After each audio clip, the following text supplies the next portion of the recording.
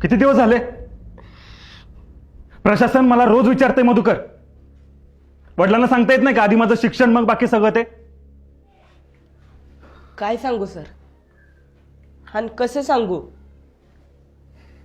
गेल्या वर्षी बहिणीचं लगीन झालं, 2 लाख रुपये हुंडा घेतला आणि 1.5 तोळ सोनं. तवा काढलेलं कर्ज भेटलं नाही तर चुलत्यानं केस टाकली वावराच्या वाटण्याची. तिथं पैसा गेला, केस हरलो, घराच्या वाटण्या झाल्या. आता तर कुणाच्या घरात राहतोय सर. इकडून उंदीर येतोय तर तिकडून घुस येत्या. पावसाळ्यात अख्खं घर गळतंय.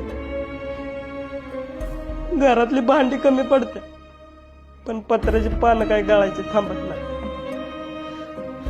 बाप गावलती काम करतो, उचलापासून गुरं राखतो. तरी बी आज भाकरी खाल्ल्या तर उद्याची काळजी वाटते. आई रोज वाटी घेऊन येतात, त्याचं घर टिपती. कुठनं आणू पिलं पैसे? आणि कसं म्हणू बापाला, या सगळ्यापेक्षा माझं शिक्षण महत्वाचं आहे.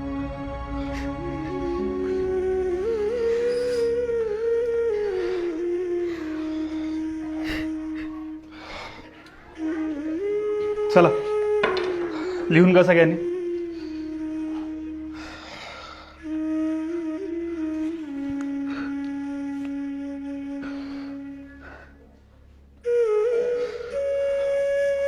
मधुकर, याच्या पुढे असलं वर्गात काहीही सांगायचं नाही. याचा कुणावर काही फरक पडत नाही, कळलं का? प्रशासनाने नेमून दिलेली फी तुला द्यावीच लागेल.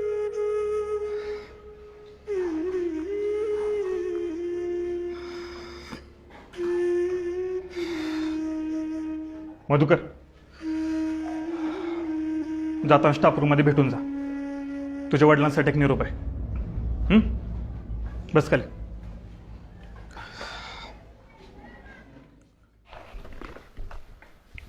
आत येऊ का सर? अरे ये मधुकर, बस. नाही नको, हाय तो उभा. अरे ये रे, बस. नको. अरे ये म्हणलं ना.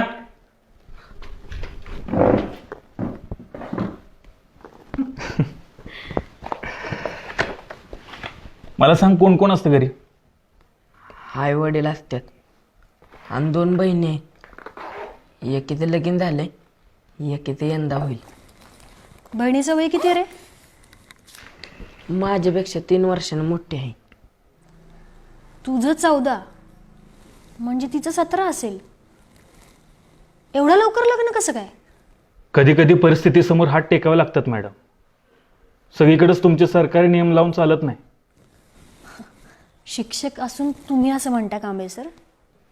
अहो, शाळेपेक्षा बाहेरच्या जगात जास्त वावरणारा शिक्षक आहे मी. घरात तरण्यापुरीला ठेवून रानात जाणाऱ्या बापाच्या जीवावर उचललेल्या वजापेक्षा जास्त दडपण येतो. आणि तेच मनावरचं ओझं हलकं करण्यासाठी तो तिच्या लग्नाची घाई करत असतो.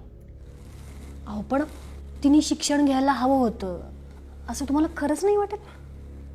अहो मॅडम, याच्या शिक्षणासाठी पैसे नाहीत त्यांना, तर मुलीच्या शिक्षणासाठी कुठनं असणार आहेत? अहो पण सगळं फुकटच आहे ना. जेवण, पुस्तकं, कपडे सुद्धा. तेवढंच फुकट आहे मॅडम.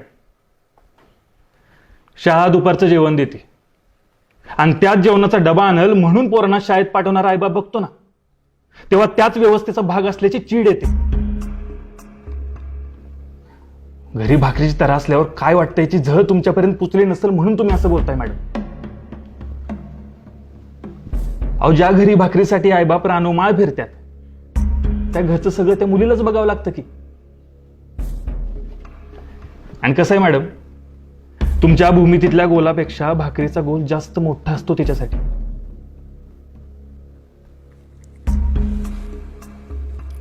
एक बाई म्हणून काळजी वाटली म्हणून बोलले मी. हीच तर अडचण आहे आपल्या शिकलेल्यांची. आपण ते वाईट कसं हे सांगतो, हळहळतो, पण प्रत्यक्ष अडचण सोडवत नाही. इथून बाहेर पडत नाही, मदत करत नाही. भाषण करणारा नकोच आहे आपल्याला, भाकरीची सोय करणारा हवा आहे. आणि हे सगळं तो त्या मुलीचा बाप करतो म्हणून तो आपल्यापेक्षा कायम ग्रेटच आहे असं वाटतं मॅडम मला.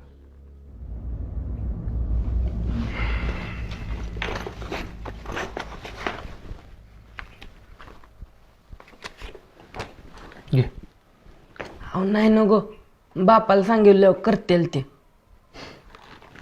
स्वाभिमान, हा स्वाभिमान गरीबाच्याच दावणीला का बांधलेला असतो? अजून एक कोड. अरे बाबा घे, तू मोठा झालास, कामाला लागलास की कर परत, मग तर झालं.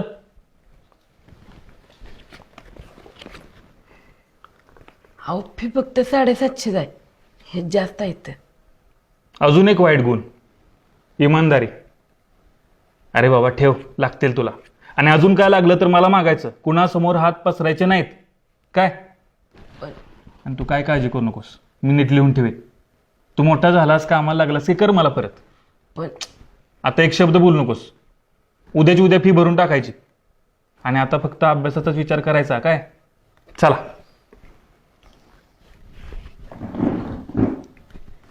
अरे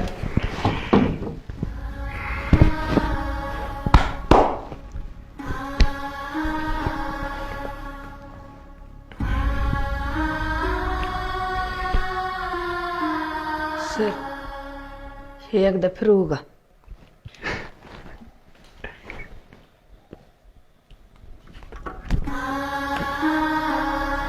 येतो.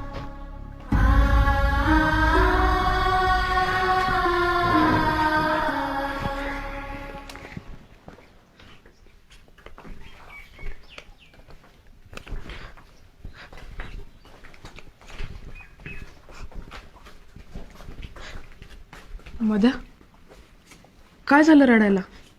सर रागवलं का? नाही अबे, फीचे पैसे दिले सरांनी. सगळे शिक्षक कुरकुटे तरंगत नसतात रे. काय काय कांबळे सर बी असते. तिथनी 1 मिनिट बी लागला नाही हे काढून द्यायला. माझ्या बापाचं 2 दिवसाचं कष्ट वाचवलं रे याने.